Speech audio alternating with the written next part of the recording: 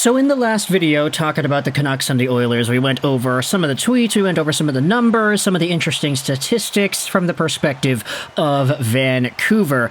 But as it's come to my attention, we did not talk as much as we could have about arguably the biggest Oilers story from yesterday's game and today's practice festivities. We didn't talk too much about this yesterday in the post-game. We didn't talk about this much in the video earlier today that was more Vancouver-focused. So today in this video, we are talking about Leon Draisaitl.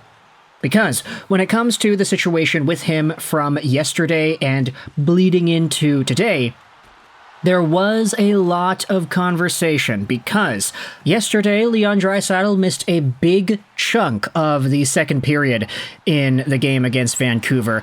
People didn't really know what was going on. You had Tyler Myers, who was caught on camera kind of giving a bit of a bump to the back of Draisaitl, and some people speculated that that is what caused Dry to end up missing some time.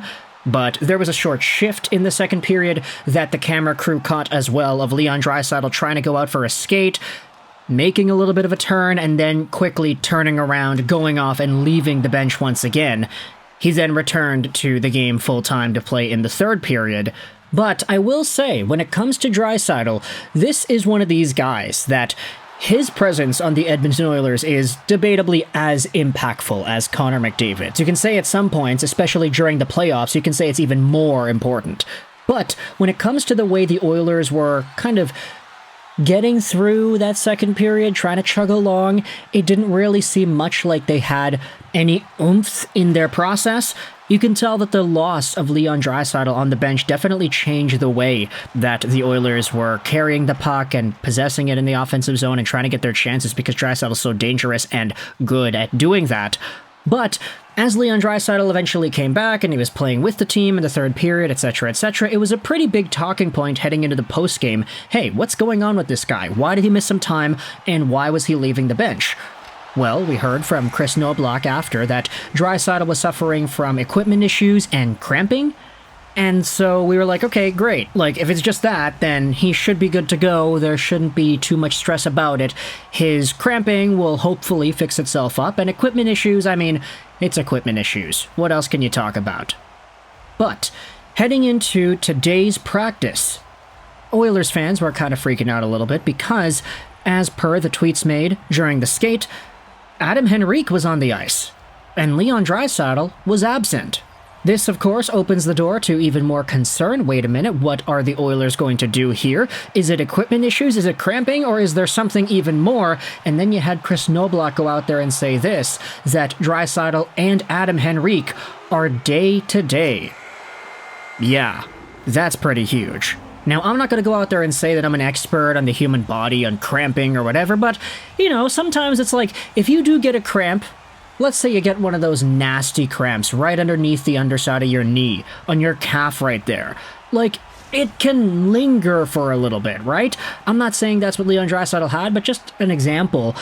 Sometimes cramps can stick around for a little bit. Sometimes it'll completely change the way you walk for a bit, too. Whether that's like a few hours or a few days, I think it varies from person to person, but you get what I mean.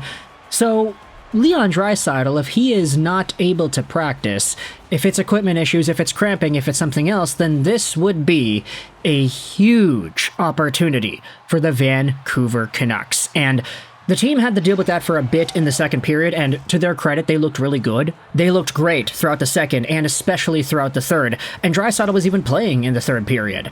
But this team, if they have themselves the opportunity to play off against a Draisaitl-less Oilers team, then they have to chomp at the bit at that one. Not saying that the Oilers aren't capable of competing without Leon, but this is one of those guys who, when he was playing most of the postseason 2 years ago with a high ankle sprain, that guy went off. I think he was at like 2 points a game, total domineering force, shooting pucks, putting in goals. This guy kind of plays better when the postseason comes around. You could say, I'd seen some Oilers fans talking about this. You can let me know about this hot take in the comments.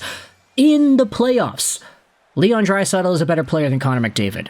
You could talk about the points this year, you could talk about the magnitude, you could talk about the impact, but just from a dominating puck possession, play creating perspective. Sure, Connor McDavid is the breakaway guy. He can blitz by everybody with his speed, but everybody knows that. Everybody is on McDavid like they are trapped in a swamp and he is the one remaining source of light. McDavid is a magnet, and I'm not saying that Leon Draisaitl isn't. It's just Draisaitl doesn't like to do the long rush solo individual plays by himself. He's a lot more cerebral and a lot more calculated, you can say.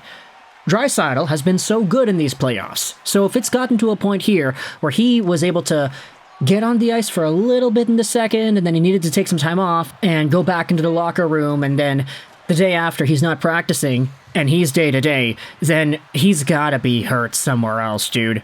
This guy played through a high ankle sprain and he looked fantastic. Now, if he's not able to play, who knows what he's got? And this, for the Vancouver Canucks, I'm not even saying if Draisaitl isn't playing tomorrow, but if he does play tomorrow, you know the Vancouver Canucks are going to have that in their game plan that, hey, this guy's banged up from something. Maybe it'll be a little bit easier to try to take the puck away from him. Maybe it'll be easier to win those board battles. Maybe we can cross-check him a little bit here and there, a la Tyler Myers from yesterday's game.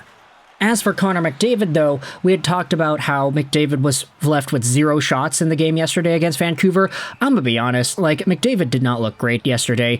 How much of that was him being shut down by the opposing Canucks centers? Who really knows? But Connor McDavid, if you think that he's going to be as bad as he was yesterday for the whole series, then you're probably in for a rude awakening, because the guy usually steps up in really big moments after playing bad games, especially in the playoffs. I think Connor McDavid hasn't had 2 bad playoff games in a row, ever. He's been so good his entire career that it's tough to find even a sample where that is possible. But for the Vancouver Canucks, whether it's McDavid's fault or the Canucks' fault, they did a really good job at matching up and making sure that Connor McDavid was not able to do what he was able to do. Even the breakaway that McDavid almost got, that was barely swiped away at by Elias Pettersson, that wasn't big check or a whatever. It was just Pettersson diving, swatting the puck a little bit further away from McDavid's reach, disrupting the play enough to completely thwart away the McDavid breakaway chance that was obviously there.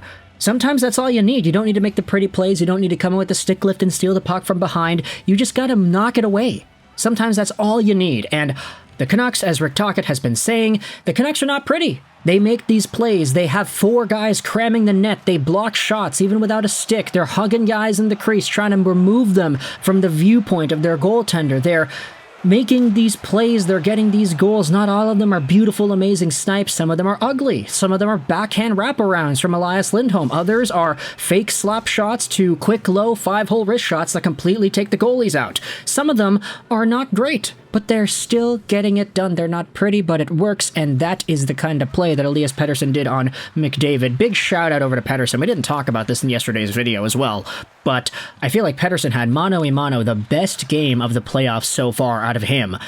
And the crazy part is he didn't even get any points. He scored nothing in yesterday's game, but still was one of the more impactful players. Him, Boeser, Miller were so great in their own zone as well. Just a lot of stability from this Canucks core that the Oilers are going to have to really fight back hard if they want to have a chance at matching. And without Leon Draisaitl, that's going to be really difficult. So heading into tomorrow, we'll see what happens if Draisaitl ends up playing, if Adam Henrique ends up playing, or something like that.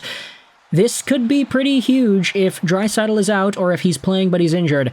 Then take a page out of John Cena's lyric book, Why Don't You? Their time is up, your time is now. Let me know your thoughts in the comment section below. I hope you enjoyed this video. And bye.